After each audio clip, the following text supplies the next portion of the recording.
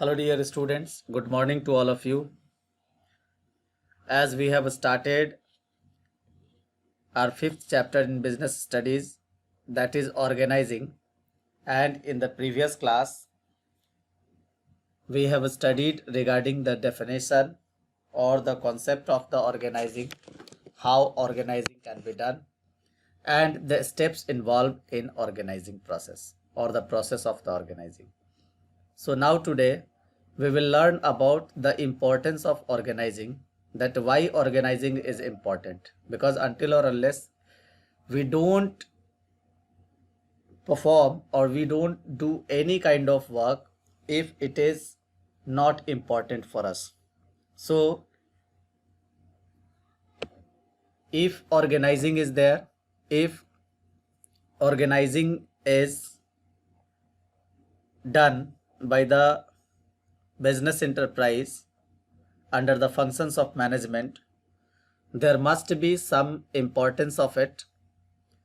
So in this term, first of all, we will focus on its first importance, that is benefit of specialization. As we have already discussed in the definition part of organizing, it is the collection of the effort or division of work into a smaller unit in such a way so that work can be defined or work can be allotted only to those people who are specialized or who are efficient to do that particular work or who are the experts. So while organizing,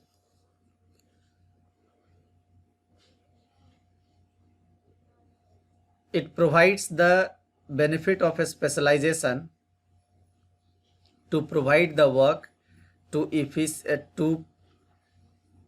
only those people who are efficient and who can perform the work speedily or who can complete the task speedily. Next is clarity of working relationship. This is the organizing which helps in creating well-defined jobs, and it also clarify the limits of the authority and responsibility of each job, because so many times it was seen that the since authority and responsibilities are not well defined, therefore superiors always try to suppress the subordinate or try to rule over the subordinates, and due to this a clear relationship is not going to be established. So or under the organizing, a clear relationship is going to be established regarding the authority and responsibility of the job. Next is effective administration. It provides a clear description of jobs and rules related duties, which helps to avoid confusion and duplication. Due to effective administration and clarity in work and a well-established relationship between the authority and the subordinates or the superior and the subordinates, it enables proper execution of work in proper way, and it can be done due to effective administration. So it empowers or it accelerates the effectiveness of the administration. Next is optimum utilization of resources. The proper assignment of jobs avoids overlapping or duplication of work. This helps in preventing confusion and minimizing the wastage of resources and efforts. It means due to organizing, since the work are going to be divided in small units and the work are given to the experts only who are experts of that particular work. Therefore, they often use their optimum skill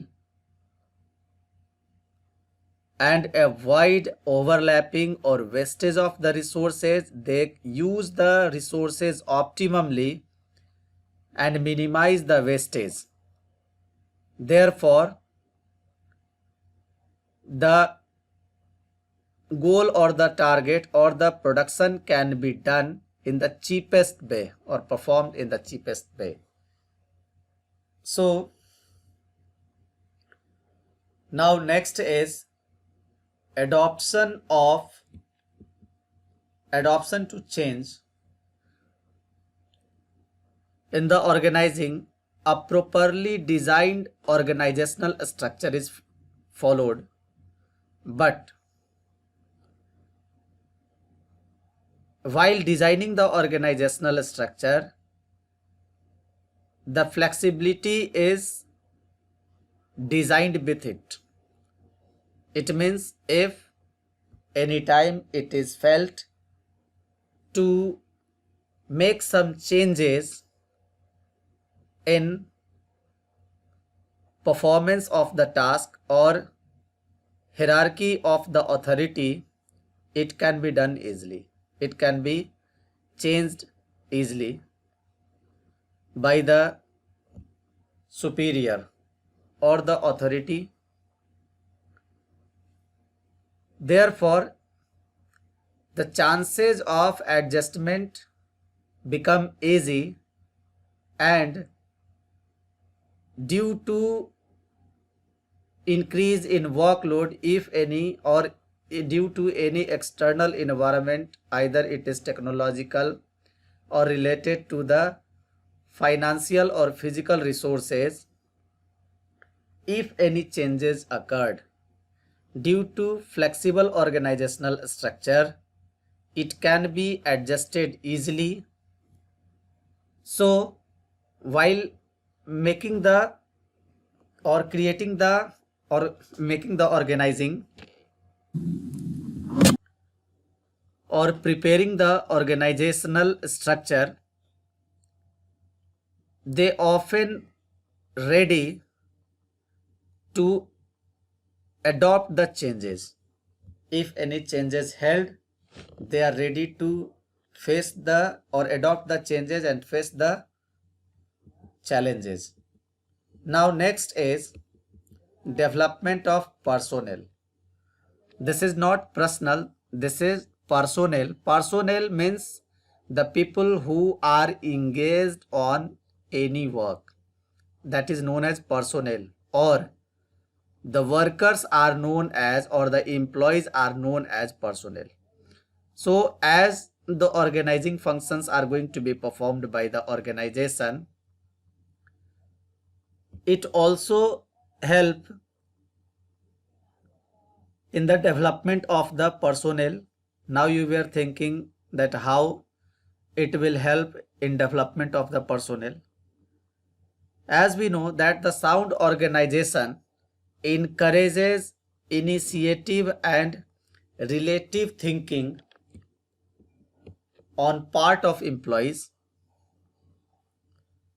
When managers delegate their authority, it reduces the workload so they can focus on more important issues related to growth and innovation. But similarly, if any subordinates are going to be delegated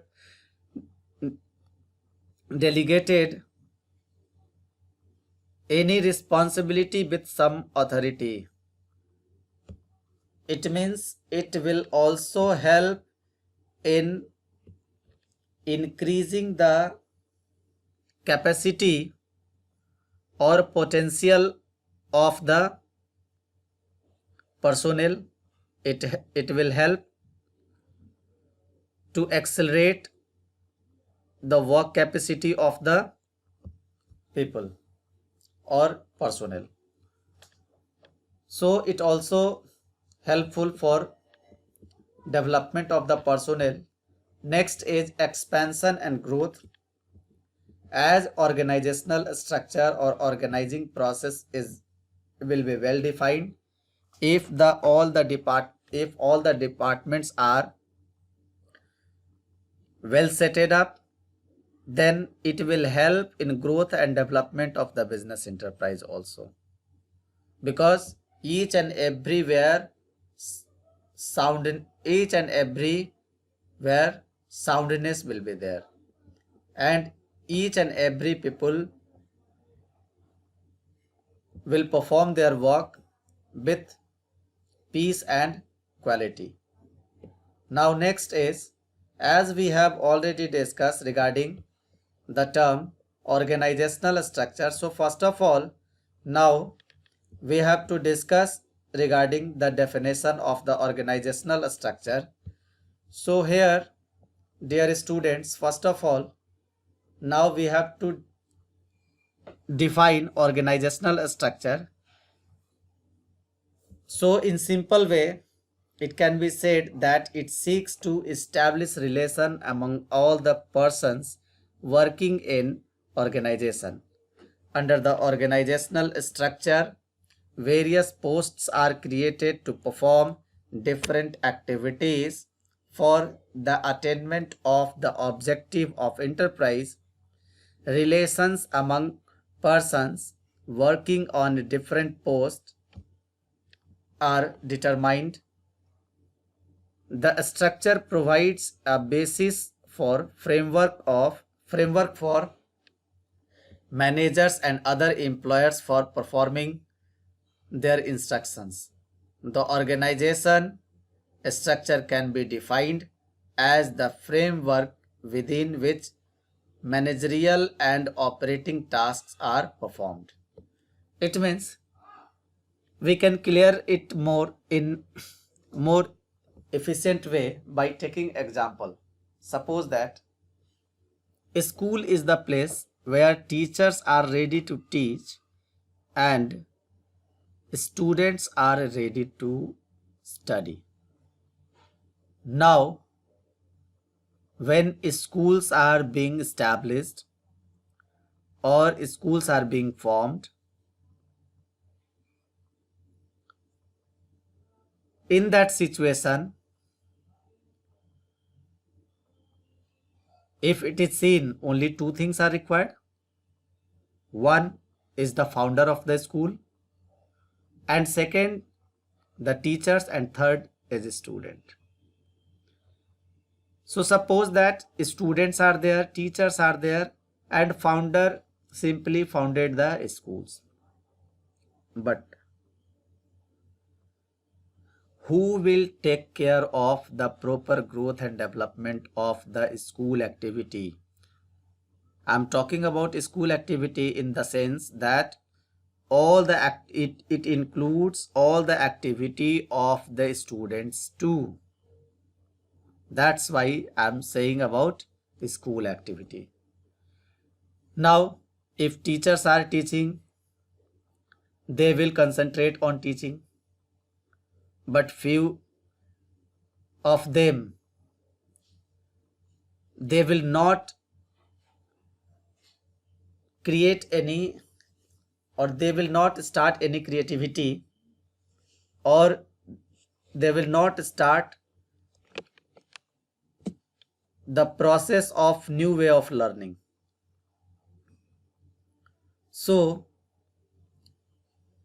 in the organization, now the organizational structure is being defined, or now the organizational structures are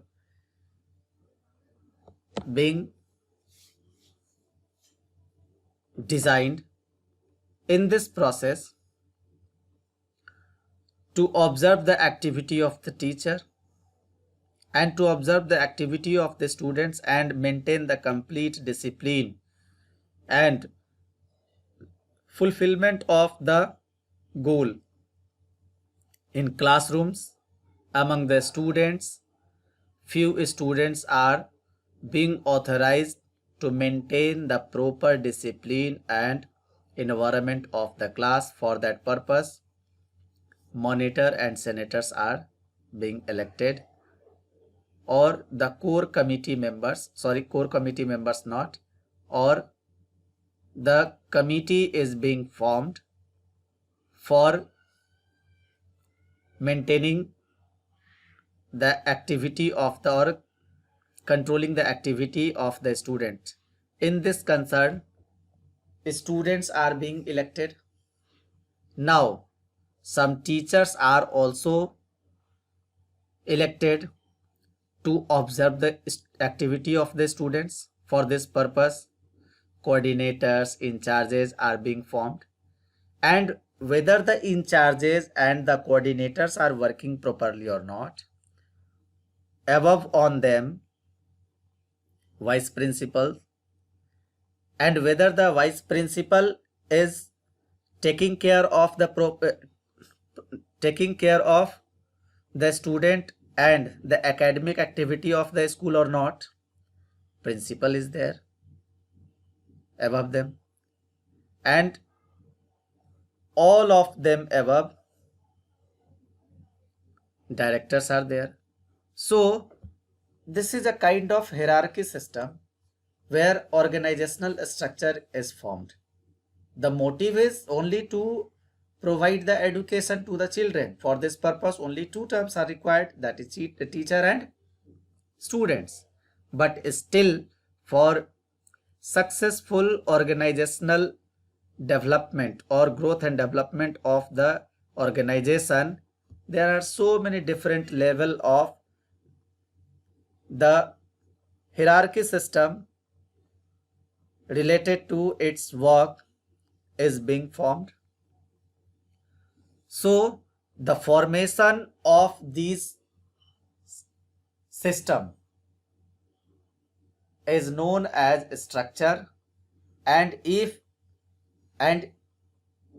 each and every organization on different level, various posts are being created.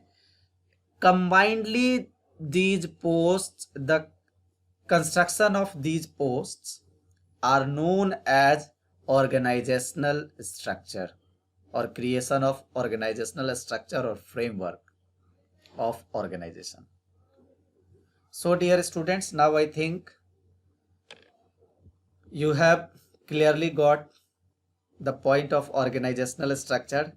Now we will discuss about the relation between span of management and organizational structure. Here span is related to the growth and development of the management. So span of management refers to the number of subordinates that can be effectively managed by superior. The span of management to a large extent gives shape to the organization structure. This determines the level of management in the structure. Narrow span of management results in tall structure, whereas wider space of span of management results in flat structure. So either it is wider or one line span of management. Ultimately, in both the sense, a span of management is related to the growth and development of the organizational structure or creation of a successful organizational structure, which helps in contributing growth and development of the business enterprise. So dear students, now I think